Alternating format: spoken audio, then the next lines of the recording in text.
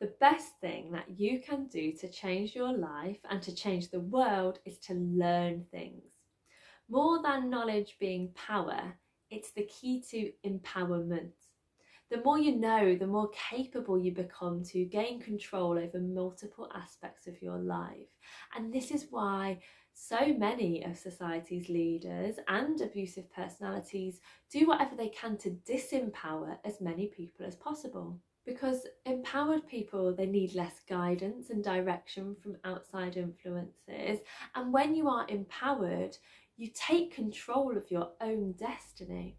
And it's because of this that each module includes a whole section dedicated to education. Now, this isn't formal education like you'd find in a school. This is the kind of education that makes you go, oh yeah, or I want to know more. And that is exactly why it's so powerful. Because the more you learn, the more you'll want to learn. And it's the kind of learning that makes you feel invigorated and enlivened and interested. So for this topic, we're going to explore why committing to a new habit or introducing a new ritual is not only freeing, but also the key to transforming your life as you know it. So this course is providing you with a great opportunity to create that change, because for the next 2 weeks, you've committed to finding half an hour to 45 minutes in every day for you, to do something that you want to do and is going to have a positive effect on your life. Your habits play an important role in your life, and having good habits will lead you to an effective life. Having bad habits, on the other hand, will lead you to failures. So it's essential that you build good habits now. So not only are habits important, they grow stronger and stronger over time, and they become more and more automatic. So making sure that you've got the right ones is also important. One of the reasons why habits are so powerful is because they create neurological cravings. So it's a certain behaviour that's being rewarded by the release of the pleasure chemicals in our brain. And as we move through the course, you're going to see just how important these chemicals really are to our recovery from domestic and narcissistic abuse. So what habit do you need to start? Well, that's going to be something that is personal to you, to the things that you like, the things you enjoy doing, and to your life situation. What is important is that it is something for you, not for your children or your friends or your family. Like this course is for you, the time that you dedicate to your new habits is time for you. And since there are quite literally thousands of different activities and ideas that you could undertake each day, rather than list them all out, I will ask you to start thinking about what it is that you enjoy doing. Maybe there's something that you wish you could do more of, or maybe something that you used to do and had to stop because life or your abuser took over that space. Or maybe there's something that you've never done and you'd love to give a try. Just keep all those questions at the back of your mind as we move through the course, because there are going to be plenty of ideas over the next modules that might just make your ears prick up and make you think, yeah, that is what I need to do. But this isn't just about forming a habit to put yourself first for 30 minutes every day and then head straight back to the bottom of the pile for the other 23 hours and 30 minutes. This is about normalising the notion that when your needs are satisfied, you unlock the key to your happiness. Science tells us that it can take anywhere from 18 to 200 days to make a change that will sustain itself in our life. And most research says that if we engage in a changed behaviour for 21 days, we'll have formed a new habit. And if we carry on with that habit for another 90 days, it will become an automatic response. So in order to understand why this is, we need to have a quick look at the 4 stages of habit formation. Now first, there's the cue. And the cue triggers your brain to initiate a behaviour. It's a bit of information that predicts a reward, and our prehistoric ancestors were paying attention to cues that signalled the location of primary rewards like food or water and sex. But today we spend most of our time learning cues that predict secondary rewards like money and fame, power and status, love and friendship, or just a sense of personal satisfaction.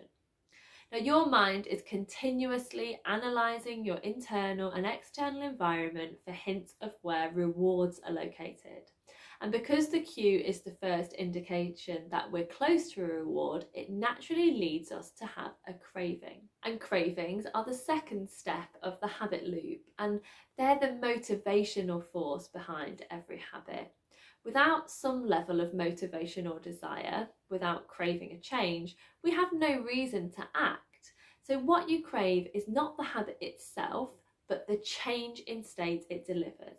So you don't crave smoking a cigarette, you crave the feeling of relief it provides. You're not motivated by brushing your teeth, but rather by the feeling of a clean mouth. It's not about wanting to heal, it's about wanting to feel happy, grateful, safe, loved, playful and calm.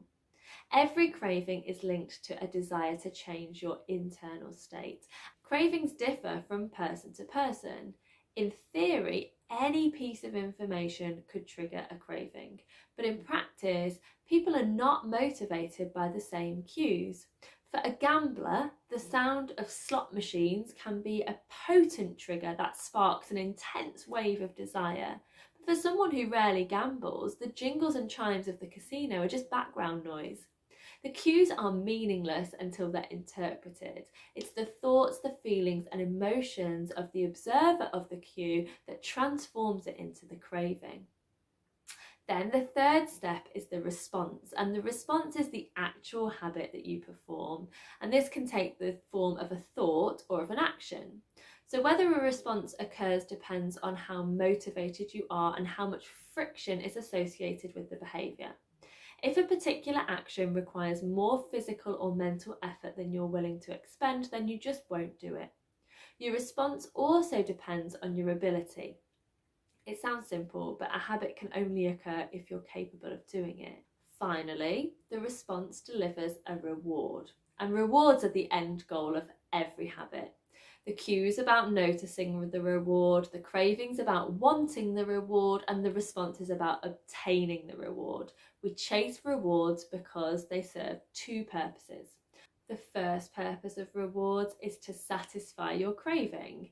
Yes, rewards provide benefits just on their own, and at least for a moment, the reward delivers contentment and relief from the craving. But secondly, rewards teach us. They teach us which actions are worth remembering in the future. Your brain is a reward detector, and as you go about your life, your sensory nervous system is continuously monitoring which actions satisfy your desires and deliver pleasure. Feelings of pleasure and disappointment are part of the feedback mechanism that helps your brain to distinguish useful actions from useless ones. And rewards close that feedback loop and complete the habit cycle. So if a behaviour is insufficient in any of the four stages, it just won't become a habit. If you eliminate the cue, the habit will never start. If you reduce the craving, you won't experience enough motivation to act. If you make the behaviour too difficult, you won't be able to do it. And if the reward fails to satisfy your desire, then you'll have no reason to do it again in the future. So without the first three steps, a behaviour just won't occur. And without all four steps, a behaviour just won't be repeated.